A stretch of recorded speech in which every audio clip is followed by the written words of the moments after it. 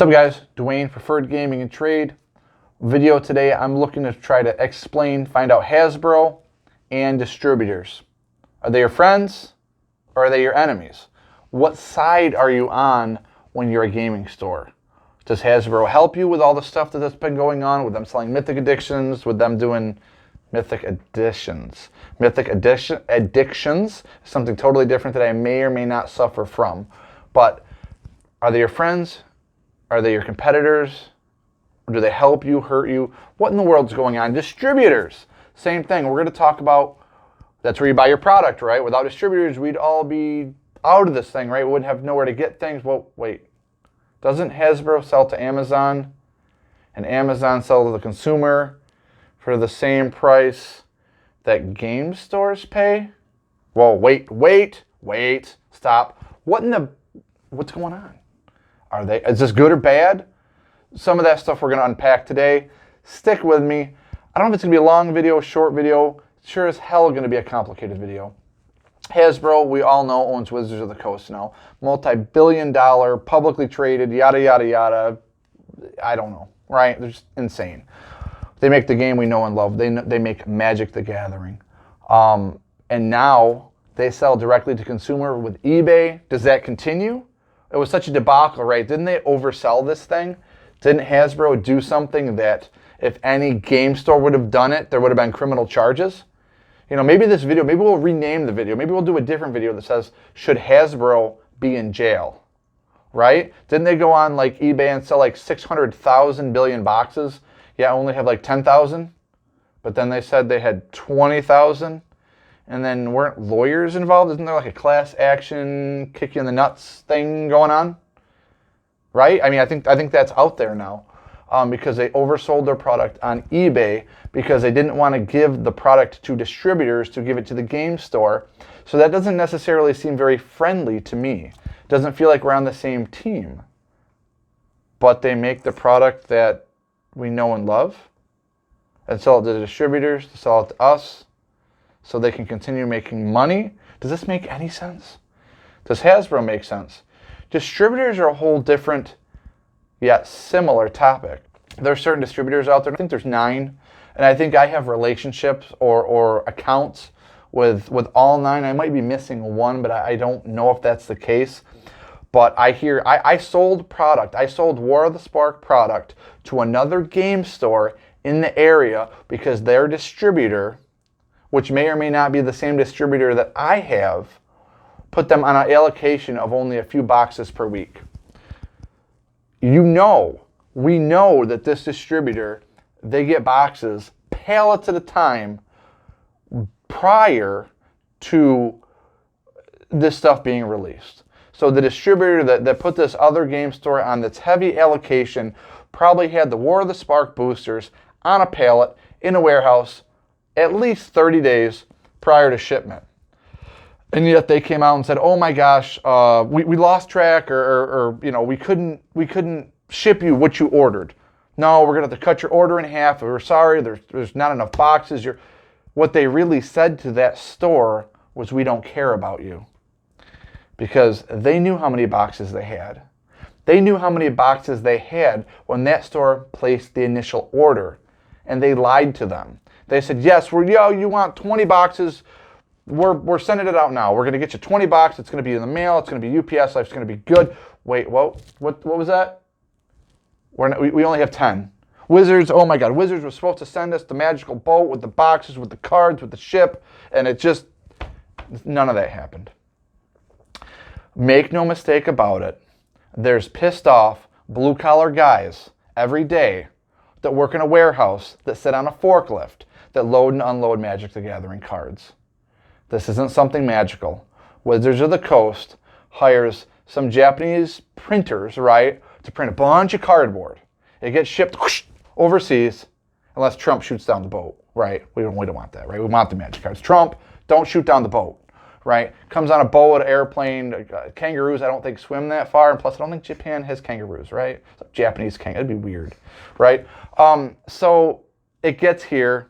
It gets to a warehouse, whether it's Wizards of the Coast warehouse, whether it's directly to the distributor. It gets unloaded by the pallet with a forklift like any other tangible product similar to that in America. Cardboard products, paper products. Then it gets shipped. Distributors have it. They know what they have. They ask stores for pre-orders. And then they sell them. So kind of what's happened here, what we've seen with distributors, and it's happened to me. So not only am I speaking from the experience of this other store that happened with War of the Spark, it's happened to me where they said, oh my God, you're going to get like, 10 boxes a week. You're going to get 20 boxes a week. We don't have any more. Everybody's on allocation. It's crazy. What they're saying is they're not good. You're not good enough for us to sell these to because there's somebody higher up the food chain than you that we don't want to run out for. So when these things happen, it's not the distributor being your friend.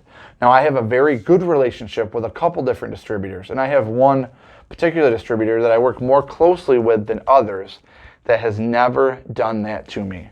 So they may say, hey, listen, we're down to our last 3 pallets of War of the Spark. So like normally you can get 40 boxes a week or whatever it is. We'd really like you to take only 20, because we really don't want to run out for everybody. And then I can either choose to say, yes, that's great, or I can choose to say, no, I want 40 boxes. Send it to me, or I'm going to go somewhere else. And that really is where this should go. But game stores don't. They say, oh my God, we called Steve from Yosemite Sam's, and he's my salesman at whatever the distributor could be, right?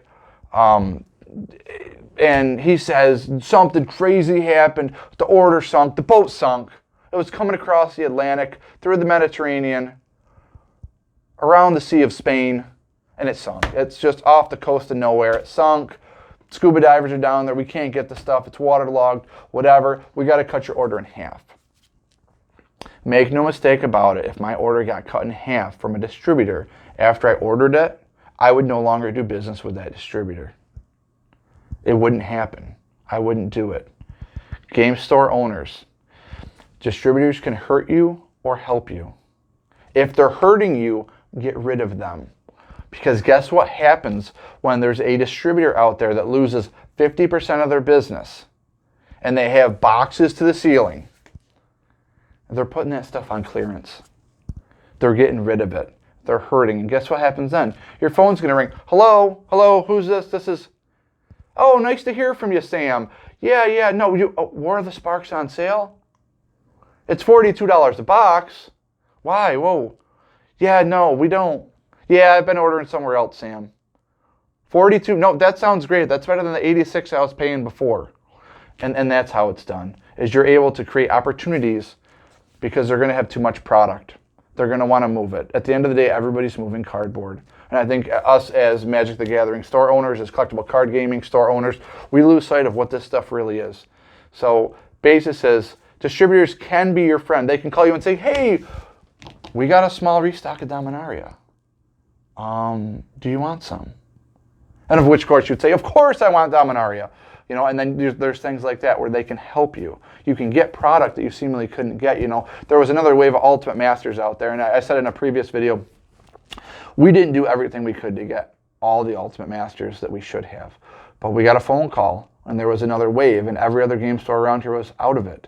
And we were able to get some because that was our distributor looking out for us. So on one hand, if they're helping you, if your distributor's looking out for you, if they're calling you with these special deals and surprises, and that's great and amazing, and work with them, keep them, pay your bills on time. But if your game store, your distributor is calling you and say, hey, this is Sam, and I'm sorry, but we're over here at Eastern, Western, Northern distribution, and we're cutting your order in half. There was a mishap.